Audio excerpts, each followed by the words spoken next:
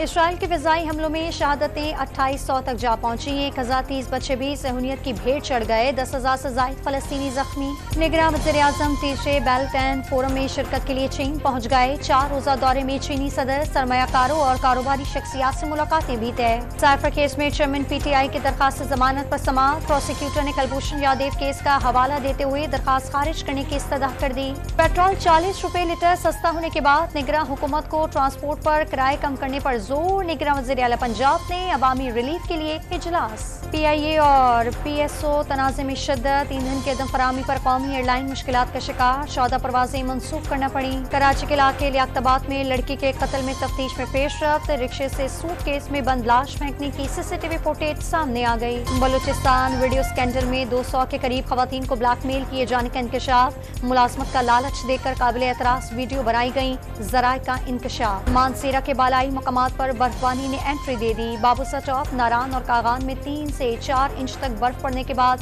सड़कों पर आमदोरफ्त मुअत्तल। और वर्ल्ड कप के मैच में ऑस्ट्रेलिया के खिलाफ श्रीलंका की बैटिंग। 178 रन पर 5 विकेटें गिर गईं।